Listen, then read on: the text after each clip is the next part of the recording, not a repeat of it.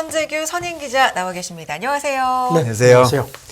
네, 기자님 어제 드디어 이제 바이든과 시진핑이 만났네요. 네. 네, 어떻게 됐습니까? 만났습니다. 네. 한 3시간 이상 대화를 했고요. 네. 그리고 나서 각각 미국하고 중국이 따로 브리핑을 했습니다. 그리고 예. 바이든 대통령은 별도 기자회견도 했고요. 네. 일단 뭐 여러 가지 얘기가 있는데 네. 미국은 좀 이렇게 좀 압박 쪽에 좀 이렇게 많이 좀 비중이 주어진 것 같고 중국 쪽에서는 좀 잘해보자 이런 쪽으로 훨씬 좀 이렇게 추가 좀 더 간 것 같습니다. 미국은 세게, 중국은 조금 약하게. 예, 그렇게. 뭐 바이든이 네. 그 상원 네바다도 네. 그 역전하고 나서 네. 내가 지금 힘 갖고 예, 들어갈 것 힘이- 같다고 했는데 그게 좀 믿는 구석이 좀 세했던 것 같습니다. 네. 바이든 대통령이 그 오늘 새벽에 회견을 했는데요. 네.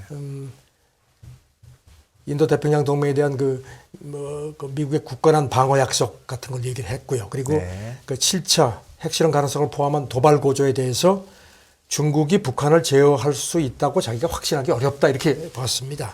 그러면서 이제 회견하고 나서 기자들이 물어보니까 시진핑 주석한테 북한이 장거리 미사일 발사에 더 관여해서는 안 된다는 점을 분명히 하는 게 중국의 의무라고 얘기를 했다. 네. 그리고 우리 입장에서 필요할 경우에 추가적인 방어 행위를 취할 수 있다는 의미인데 이게 중국에 대한 건 아니고 북한에 대해 보내는 분명한 메시지라는 점도 시진핑 주석한테 밝혔다고 했습니다. 네. 이거 기억하시죠? 그 설리반 보좌관이 며칠 전에 예. 그 북한이 이런 식으로 계속할 경우에는 그 동북아에 대한 미국 군사력을 강화할 수밖에 없다는 점을 우리가 중국 쪽에 이렇게 전달할 거라고 했는데 그런 맥락인 것 같습니다. 그러니까 컨트롤을 해주면 좋지만 네. 안 해지게 된 확신이 안 드니까 우리도 준비하겠다. 기자들이 뭐 그 이런 정도? 추가 방어 예. 방위 행위라는 게 어떤 겁니까? 그러니까 예, 그건 예. 얘기를 안 했습니다. 안 예. 했는데 지금 중국 외교부도 그 정상회담 결과를 브리핑했는데요. 네. 북한 문제는 뺐습니다. 그래서 이게 지금 보면은 좀 외신들은 오늘 새벽에 북한 문제에 대해서는 미국하고 중국이 뭔가 합의점을 찾지 못한 것 같다. 이렇게 일단 분석을 했습니다. 네. 네. 일단 어제 이 시간에 한 2시간 정도 예상돼 있다 그랬는데 3시간 네. 넘게 만난 네. 거면 여러 가지 문제에 대해서 그래도 얘기를 좀 많이 하지 않았을까라는 생각 드는데 또 민감한 문제가 이제 대만에 대한 얘기일 텐데요. 대만이 가장 민감했죠. 네. 백악관은 뭐 예상대로 바이든 대통령이 어떠한 경우에도 일방적인 그 현상 변동은 안 된다는 점을 재확인했다 했고요. 바이든 대통령은 근데 이제 별도 회견하면서요. 그래서 상당히 좀 긍정적으로 미중 관계에 대해서는 좀 긍정적으로 본 것 같습니다. 앞으로 새로운 냉전은 없을 것으로 매우 확신한다 이렇게 얘기를 했고요. 또 중국이 자기가 보기에는 대만을 침공할 그런 그 시도가 임박한 것 같지 않다 그런 얘기도 했습니다. 그러면서도 뭐 그 백악관 설명을 보면은 그 인권 문제는 얘기를 한 걸로 돼 있고요. 그 다음에 또 이제 바이든 대통령이 그 미국의 힘의 원천에 대한 미국 내 투자, 그 다음에 전 세계 동맹 파트너들하고 협력 노력을 토대로 해서 계속 중국하고 치열하게 경쟁할 거다 이런 얘기를 했다는 겁니다. 단 두 나라 경쟁이 충돌로 비화하지 않도록 서로 책임 있게 경쟁을 관리하고 열린 소통을 유지해야 한다는 점도 강조를 했다. 이렇게 백악관이 브리핑을 했습니다. 그래 또 나온 얘기들. 예, 원칙적인 얘기를 뭐 하지만 그래도 자신 있게 얘기하고 있는 거네요. 네, 그렇습니다. 경쟁은 그렇게 하겠다. 예. 그리고 또 그런 그 앞으로 이제 두 정상이 이런 식으로 좀 긍정적으로 갈 수 있도록 각자 정부에 추가 조치를 마련하도록 지시를 했다 이렇게 얘기를 했고요. 그 다음에 또 하나 눈에 띄는 게 이제 브링컨 국무장관이 정상회담 후속 조치를 위해서 중국을 방문하는데 두 정상이 합의를 했다. 외신들은 이걸 상당히 좀 높게 보네요. 이게 되면은 앞으로 미중 간의 어떤 좀 더 부드러운 분위기로 가는 어떤 그런 신호인 것 같다고 분석을 했습니다. 네. 뭐 후속 조치 같은 거를 네. 논의할 수도 있고. 네. 그리고 뭐 러시아 우크라이나 침공하고 핵 사용 위협의 문제도 얘기를 했는데 핵 전쟁이 절대 일어나서 안 된다.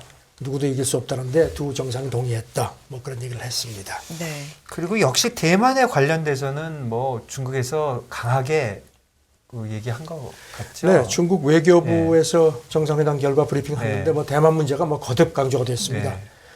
네. 대만 문제는 중국의 핵심 이익 중에서도 핵심이다. 그리고 중미 관계에서 넘어서는 절대 안 되는 첫 번째 레드라인이다. 거듭 강조를 했고요.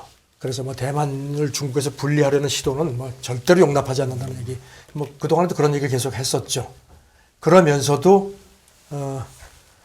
좀 이렇게 잘해보자는 게 맞습니다. 네. 그리고 외신들은 작년 11월 기억하시죠? 바이든하고 시진핑이 영상회담 했을 때 네. 그때 시진핑이 대만 문제 이제 미국에서 얘기를 하니까 불장난하면 타 죽는다는 맞아요. 강한 그때 표현을 했었는데 이번에 이런 뉘앙스들은 그때보다는 훨씬 좀 이렇게 많이 정제된 것 같다. 예. 이렇게 중국 쪽 그 발언이 좀 많이 정제가 됐다는 거고요. 예. 뭐 얼굴 보고 그렇게 얘기하는 글쎄요. 예. 그리고 뭐 시진핑이 주로 그런 좀 좋은 얘기를 많이 한 걸로 그렇게 중국 네. 외교부가 발표를 했습니다. 미중 관계에 대해서 대립이라든가 제로섬 경쟁이 아니고 대화, 윈윈 협력으로 정의돼야 한다. 그리고 중국은 현재 있는 그 국제 질서 변화를 추구하지 않고 미국을 대체할 의도가 없다는 점을 시 주석이 강조를 했다는 겁니다. 네. 그래서 두 나라의 성공이 서로에게 도전이 아닌 기회다. 그리고 세계는 또 이런 표현을 했습니다. 세계는 두 나라가 스스로 발전시키고 함께 번영할 수 있을 만큼 충분히 크다. 아니 뭐 세계가 무슨 뭐 자기들이 반응하는 무슨 것처럼 얘기했는데 G2라잖아요. 그리고 이제 뭐 디커플링하고 공급망 단절 이거는 시장 경제 원칙에 어긋나고 이건 누구에게도 이익이 되지 않는다는 점을 시 주석이 강조했다. 이렇게 외교부가 중국 외교부가 지적을 했습니다. 뭔가 부드러운 것 같으면서도 강하게 얘기할 건 또 다 한 예. 것 같긴 어쨌든 하네요. 그래도 네. 지금 분석은 중국 쪽에서는 훨씬 이렇게 부딪히는 것보다 잘해보자는 쪽으로 그런 네. 그 훨씬 더 많이 얘기를 했다. 그리고 두 정상이 정기적으로 접촉을 유지하기로 합의했다는 점도 중국이 강조를 했습니다. 그렇네요. 중국이 내부적으로도 어제 뉴스가 그렇게 분명하진 않아도 그 코로나 관련돼서 오프닝도 좀 하고 네. 부동산 관련돼서도 뭐 어떻게 하겠다, 네. 뭐 경제 챙기겠다 그런 얘기 좀 한 것 같아요. 그러니까 연관이 좀 있나 봐요. 중국 외교부도 그 우크라이나 사태에 대해서 미국 예. 백악관이 발표한 거하고 비슷하게 예. 그 언급을 했습니다. 그런데 아까도 말씀드렸지만 북한 문제는 내용을 포함시키지 네, 않았습니다. 그렇네요. 북한 네. 얘기가 전혀 없습니다. 중국 쪽에서 얘기를 안 하는 거 보면 좋은 건가 나쁜 건가요? 글쎄요. 예. 북한 문제는 중국도 굉장히 좀 예. 조심해야 하는 그런 사안이라서 아마 굉장히 신중한 것 같습니다. 이게 관련돼서는 그 외교부는 우리 한미일 회담 뭐 이렇게 바로 전에 그 정상회담에서 좀 강하게 이렇게 뭉쳤다 이런 느낌이 있었는데 거기에 대해서 아주 발끈했겠네요. 네, 중국 외교부 대변인이 어제 정례 브리핑하면서 한미일 정상회담 네. 공동 성명에 네. 대한 그 연합뉴스 기자가 네. 이제 질의를 했습니다. 네. 그랬더니 국가 간 교류와 협력은 지역 국가의 상호 이해와 신뢰를 증진하고 세계 뭐 안정 수호에 도움이 되어야 된다. 그러면서 거기다 덧붙이기를 아시아 태평양이 강대국 게임의 바둑판이 아니다. 그리고 그래서 어떤 냉전 사고를 벌이고 소그룹 행태를 지양해라. 뭐 이런 얘기를 했고요. 네. 그러면서 진짜 진심으로 대만 해협 평화하고 안정 수호를 원한다면은 하나의 중국 원칙 지키고 대만 독립에 명확히 반대를 해달라. 아주 네. 세게 주문을 했습니다. 지금 중국 관영 매체들은 아시아판 나토가 되는 거를 좀 경각심을 가져라 이런 식의 지적을 했고요. 확실히 대만 얘기에 굉장히 좀 네. 예민하고 민감하게 반응을 한다. 그리고 이런 또 생각이 들어요. 그 재밌는 그 네. 지적도 나왔는데요. 그 글로벌 타임스가 인용을 했는데 중국 국제문제연구소 선임 연구원 진단인데요. 한일 정상회담 이제 그것도 얘기를 하면서 중국에 대한 한국과 일본의 입장에 가시적인 차이가 있다 이렇게 얘기를 했습니다. 이 사람 얘기는 중국을 견제하는 야심이 있는 그 미국의 전략적 목표에 일본은 아주 적극적으로 동조하는 반면에 한국은 한반도 평화와 안정을 어떻게 지킬 것인지에 더 초점을 맞추고 있다. 그래서 한국으로서는 중국하고 경제적으로 더 긴밀하게 협력해야 하고 또 특히 북한 문제에서 중국의 역할이 중요하다는 점을 한국이 알고 있다. 그러니까 한국하고 일본을 이렇게 좀 띄워놓는 그런 그 지적도 했습니다. 뭐 중국 입장에서 좀 칭찬해 준 것 같기도 하지만 더 큰 압력이 들어올 그렇죠. 것 같은 네. 그런 느낌도 묘하네요. 드네요. 네. 다음 얘기해 보겠습니다. 제니 옐런 미국 재무부 장관 네. 얘기가 있습니까? IRA 관련해서 우리가 또 주목해봐야 네, 되는데. 인플레이션 감축법 네. 관련해서 우리한테는 상당히 큰 관심사인데 네. 옐런 장관이 지난번에도 그런 얘기를 했었죠. 그 우리가 무슨 뭐 미국 재무부가 이제 그 시행 전기차 보조금 네. 제외시키는 문제에 대한 시행 세칙을 만들고 있다 하면서 네. 덧붙이기를 여러 나라의 우려를 우리가 충분히 듣고 최대한 반영하겠다 하면서도 네. 법 테두리 안에서 한다 그랬거든요. 네. 예. 똑같은 얘기를 되풀이했습니다. 예. 어제 인도네시아 발리에서 프랑스 재경장관하고 회담하고 나서 기자들한테 아예 이 인프레 감축법을 우려하는 유럽 등의 영향 그런 유럽이라든가 다른 나라들에 대해서 이 문제를 폭넓게 협의를 하고 있다 하면서 그 사람들의 우려를 우리가 더 긍정적으로 이렇게 많이 검토를 할 거다 하면서도 근데 그쪽에서 완전히 이해하지 못하는 그런 측면이 이 인프레 감축법에 있다. 그래서 의회가 통과시킨 법 테두리 안에서 가능한 한 범위에서 그들의 의료를 검토해볼 준비가 되어 있다. 뭐 비슷한 얘기입니다. 이 화술 화법 예, 해야 그러면서 되나요? 네. 이 인프레 감축법 때문에 그쪽에서 혜택을 얻을 수 있는 방안도 있는데 그거를 우리가 설명하겠다. 그러니까 너무 나쁘게만 보지 말고 긍정적인 측면을 많이 봐달라 이런 얘기입니다.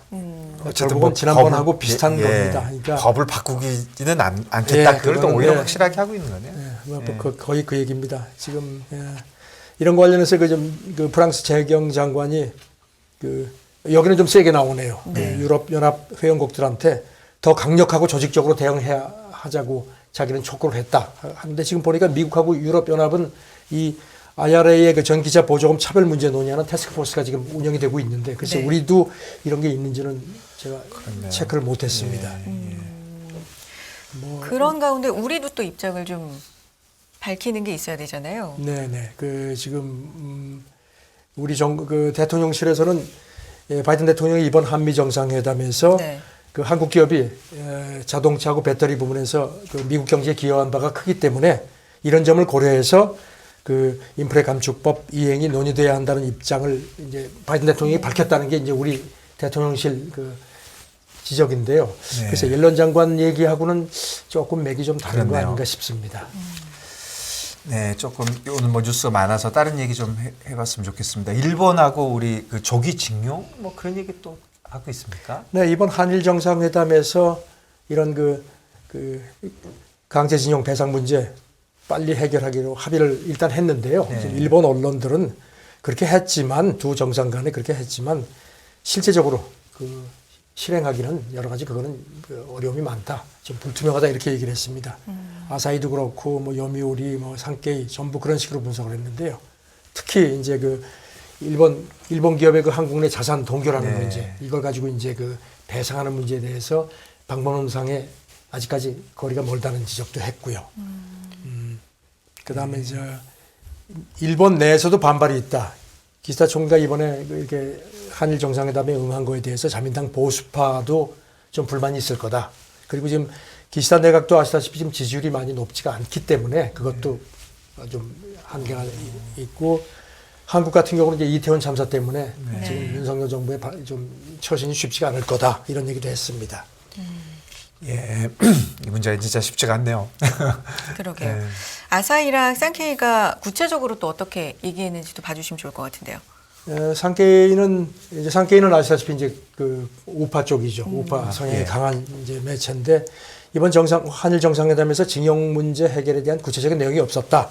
그러면서 사태 타결을 위한 한국 내 조정이 정체되어 있기 때문에 여전히 좀 시간이 걸릴 것 같다고 봤습니다. 요미우리도 이렇게 여러 가지 한국하고 일본 내 어떤 국내 사정이 있는데도 이렇게 한일 정상이 이번에 이제 만난 거는 북한 탄도미사일 발사 때문에 서로 주변 안보 우려가 높아진 게 하나의 공감대가 된 것 같다 하면서 그래도 이런 징용 문제가 쉽게 해결될 것 같지 않다는 식의 그렇게 좀 내다봤습니다. 네. 중국 얘기 좀 해보겠습니다. 제로 코로나 정책 완화 쪽으로 계속해서 얘기는 나오는데 뭐 이게 공식화는 아닌데 이 얘기는 어떻게 되고 있는 거예요? 지금 사실 중국은 지금 재확산세가 심각합니다. 네. 어제까지도 나흘째 10,000명대가 훨씬 넘었고요. 중국 기준으로는 굉장히 심각한 겁니다. 베이징 같은 경우는 뭐 하루 사이에 확진자가 75%가 늘어나는 걸로 돼 있고요. 베이징은 지금 뭐 굉장히 규제를 강화하고 있는 상태인데도요. 그런데도 지금 보면은 뭐 아까도 말씀하셨지만 제로 코로나 정책 완화, 그다음에 부동산 위기 해소 이런 좀 전격 조치를 취한 상태인데요. 네. 블룸버그는 이런 것들이 지금 중국이 침체가 상황이 워낙 심각해서 상무위가 이런 거를 내는 것 같다. 이런 얘기를 했고요. 시장을 사실은 그동안에는 이제 시진핑이 이제 이런 3기 집권에서 자기 측근들을 다 집어넣어가지고 이렇게 아주 굉장히 그래서 그 좌파 성향이 더 강해져서 경제 기조에 대한 어떤 그런 거 좀 이렇게 좀 누르는 게 좀 오래 가지 않겠느냐는 그런 판단이 있었는데 이번에 보면은 이렇게 시장을 확 살리기 위해서 이렇게 좀 예상보다는 좀 오른쪽으로 좀 틀어진 것 같다는 그런 분석을 불문했습니다. 예, 좀 놀란 것 같아요. 전체적으로 시장에서도 미국에서 어제 그 중국 관련 기업들 많이 올랐어요. 네. 그래서 좀 빨리 돌아선다고 얘기를 해야 되는지 아니면 원래 생각이 뭐 있었던 건지 어쨌든 그렇게 염려할 수준은 아니다. 이렇게 가고 있는 것 같은 분위기입니다. 그래서 지금 그 재확산세가 아직은 심각하지만 중국이 어쨌든지 다른 나라들처럼 좀 연착륙 쪽으로 해서 출구 찾기, 그 방역 정책 제로 코로나 출구 찾기 쪽으로 간 거 아니냐. 그런데 지금 오늘 새벽에 또 기사를 보니까요. 지금 유전자 증폭 검사 좀 줄이라고 이렇게 이제 지침이 내려갔는데 아예 지방 정부에서는 잘 됐다 싶어가지고 안 한다는 겁니다. 그래서 이것도 문제라는 또 지적도 나오고요. 네. 물가 쪽에서는 일단 그 중국 그 경제 정책에 큰 어떤 변한 것 같다는 분석입니다. 그래서 정책 여지가 좀 넓어진 거 아니냐 하는 것 얘기도 나오고요. 그런데 재확산세가 이렇게 다시 또 불거지니까요. 그래서 어떻게 될지 모르겠습니다. 그렇네요. 네. 그러니까 사실상 며칠간의 흐름을 보면 제로 코로나 정책이 좀 완화되는 방향은 예. 물론 뭐 제로 코로나 네. 기조에 변화가 없다고 강조를 하지만 네. 실질적으로는 그렇게 서서히 방향을 트는 거라는 그런 관측이 지배적입니다. 예. 네. 진짜 이 바이러스가 한번 도와주면 해결될 것 같은데 계속 이렇게 나빠지니까 이게 진짜 어떻게 될지 모르겠습니다. 네. 예. 그리고 우리 트럼프는 뭐 내일 발표 뭐 한다 그랬잖아요. 그런데 뭐 디센티스하고 관계가 지금 어떻게 돼가고 있나요? 저는 새벽에 들어온 걸 보니까 트럼프는 예정대로 네. 그 현지 시간으로 이제 오늘이 화요일이죠. 네. 오늘 저녁에 밤 9시라니까 이제 우리 시간으로 내일 오전에 네. 예정대로 말하라고 있는 자기 집에서 기자들 다 불렀답니다. 네. 큰 발표하겠다고 했는데 그냥 중요한 밀고 나갈 발표. 모양입니다. 그럼 네. 내일 우리 이 시간 다음이겠네요. 그렇죠. 예, 직후에. 그런데 측근 얘기는 지금 뭐 주변에서 조금 좀 조지아주 그 결선 끝나고 해라 뭐 이렇게 해서 그런지 조금 그렇게 밀고 가도 조금 발언을 좀 절제할 것 같다는데 글쎄 트럼프가 발언을 절제할지는 뚜껑을 열어봐야죠. 그런데 지금 트럼프가 화가 날 만도 합니다. 그 중간선거 직후에 그 유고부 여론조사를 한 게 공개가 됐는데요. 한 달 전만 해도 트럼프가 그 2024년 공화당 대선 그 이제 유망주자로다가 더 높았거든요. 네. 45%대 디센티스가 35%였는데 네. 이번에 조사를 하니까요. 뒤집어졌습니다. 트럼프 지지도는 35%인데 디센티스는 42%로 올라갔습니다. 네. 정말 한 딱 달 사이에 뒤집어졌네요. 바뀌었습니다.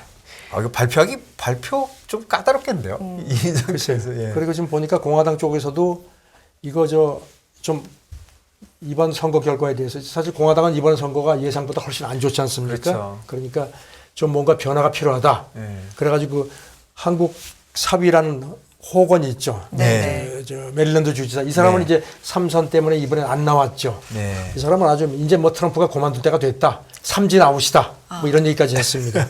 그런데 또 반면에 다른 공화당 상원의원들은 물론 뭐 트럼프가 그 뭐 도움이 안 됐지만 그렇다고 이거를 전부 트럼프한테 패인을 돌릴 수는 없는 거다. 그러니까 좀 진중하자는 얘기인데 저는 공화당 내에서도 지금 트럼프에 대한 그 기류가 전 같지가 않습니다. 그러니까 확실히 중간 선거에 대한 책임론이 더 지금 예. 커지고 있긴 하지만 또 다른 의견도 있고 좀 그렇죠. 그런 분위기 같아요. 그래도 뭐 약간 수위가 누그러진다고 해도 전반적인 요지는 똑같지 않습니까? 어쨌든 중요한 발표를 한다 그랬고 그러니까 나올 가능성이 많은 거죠. 글쎄요. 그러니까 뭐 15일 날 강행한다 그러니까 네. 이 측근 얘기도 대선 출마를 선언할 거다. 그런데 말씀드린 대로 연설이 매우 전문적이고 절제될 것 같다. 이렇게 얘기를 했는데 글쎄 얼마나 전문적이고 얼마나 절제될지는 두고 봐야 근데 되겠습니다. 선언을 하긴 하겠네요. 네, 그럴 것 한다고 같습니다. 했으니까 네. 이제 와서 뭐 어차피 할 건데. 그리고 아시다시피 지금 뭐 여러 가지 세금 건도 그렇고 지금 네. 수사 강도가 훨씬 세졌거든요. 네. 그러니까 지금 뭐 빠져나갈 구멍이 없는 상황이니까 그런 정치적인 방어막도 필요하지 않겠느냐는 그런 겁니다. 미국 다음 대선은 진짜 예선 전부터 공화당이나 민주당이나 아주 접전이 될 가능성이 많아 보입니다. 맞습니다. 예, 예. 그러네요. 자, 제니 옐런 재무부 장관이 네. 발언한 걸 또 하나 보면 유가상한제에 대해서도 얘기를 했나 봐요. 그 지난주에 뉴델리 방문했을 때 그때 로이터하고 회견을 했는데 이제 그 보도를 로이터가 어제 했습니다. 어제 했는데 지금 12월 5일이면 이제 러시아 네. 유가상한제 이제 G7, 유럽연합, 그다음에 네. 호주 이렇게 이제 실행하기로 네. 했죠. 그런데 옐런 얘기가 뭐 인도가 뭐 계속 사는 거에 우리는 뭐 미국이 뭐라고 할 이유는 없다. 다만 한 가지 뭐 몇 차례 얘기를 했었죠. 서방의 서비스는 받지 못할 거다. 그게 이제 그 유조선 용선하는 거하고 그다음에 이제 보험 그다음에 이제 금융거래에 있는 어떤 서비스를 못 받는데 그것만 당신들이 아니면은 뭐 사라. 뭐 싸게 사는데 우리가 뭐라 그러겠느냐. 이건 사실 사지 말라는 얘기죠. 네. 그래서 그걸 그 미국이 방해할 생각은 없다는 얘기를 했습니다. 지금 뭐 그동안의 로이터 보도를 보면은 러시아 우랄류 기준으로 해서 배럴당 한 63 내지 64달러 정도의 이제 그 상한이 결정될 것 같다는 얘기가 나왔고요. 이제 아마 그 12월 5일부터 하면 이제 그 전에 이제 공개가 될 것 같고 일단 고정 가격으로 나온다고 그렇게 예. 관측이 네네. 되고 있죠. 예, 저보다 그렇게 얘기했죠. 제가 한번 네. 딱 정하면 그걸로 이제 쫙 가는 거네요. 네. 지금 이름은 절대 밝히지 말라는 인도 관리가 로이터에 인도는 유가 상한제를 따르지 않을 거다. 그러면서 그것 때문에 그 러시아 석유 공급 끊기는 건 누구도 바라지 않을 거다. 미국도 그거는 원치 않는다. 이런 얘기를 했습니다. 그러면서 가격도 그렇지만 안정적인 공급이 중요하다. 그러니까 인도가 안정적인 공급을 위해서 러시아 석유를 산다는 식으로 지금 해명을 하는데요. 글쎄 이런 가운데 지금 로이터 보도를 보면요. 로즈네프트, 그러니까 러시아에서 제일 큰 석유 에너지 수출 기업이죠. 아, 예. 거기가 이제 아까 그 이렇게 미국이 서방 서비스 못 받을 거다. 네. 그래서 그런지 이렇게 가격 상한제를 우회해서 사주는 고객을 위해서 자체 유조선하고 보험 같은 관련 금융 서비스를 확보하는데 지금 박차를 가하고 있다는 겁니다. 네. 그런데 지금 뭐 그 중국, 러시아 유조선들이 굉장히 낙후가 됐다는 겁니다. 그래서 예. 지금 이런 효율 같은 게 떨어질 텐데 일단 그래도 이런 고객들을 계속 유치하기 위해서 이렇게 이런 노력을 하고 있다. 아, 구체적으로는 그런 문제가 또 생기는군요. 뭐 미국이 탁 손을 떼버리니까 보험 같은 문제가 역시 뭐 계속 복잡하네요. 예, 네. 63불 정도면 한 25% 정도 싼 거네요. 25% 정도. 25%. 그러니까 25%도 싼데 불편한 거죠. 서비스는 예. 불편하고. 예. 그렇죠. 그러니까 이거 빼고 저거 빼고 미국한테 미움 받고 뭐 이런 거 하면 뭐 쉽지 않네요. 예. 그러니까 미국 말을 들으면은 아주 택배까지 잘 해주는데 이제 안 그러면 니들이 와가지고 직접 들고 낑낑거리면서 가든가 알아서 하라는 겁니다. 예. 그렇죠. 예. 제니 옐런 장관이 IRA에 앞서서 네. 말씀해주신 그 부분도 그렇고 이 유가상한제도 그렇고 화법이 원래 이랬었나요? 네. 글쎄요, 뭐 연준 의장할 연준 때도. 의장을 해서 그런지 네. 아주 이게 진짜 굉장히 골치 아픕니다. 원문을 보면은 아주 머리가 깨지는 그런 얘기만 계속하는 좀 쉽게 말 좀 해줬으면 좋겠습니다. 비영어권을 위해서. 아니 연준 의원들 요즘 그렇지 않아도 머리 깨지고 있습니다. 어저께 한 분 부위원장이 또 말 굉장히 어렵게 해가지고 지금 이건지 저건지 다들. 아, 참. 예. 그러게요. 이건지 저건지 좀 쉽게 알 수 있게 얘기를 해주면 좋겠다라는 말로 마무리해 보겠습니다. 다가 국제 뉴스 살펴봤습니다. 선재규 선희 기자님 고맙습니다. 네, 감사합니다. 감사합니다.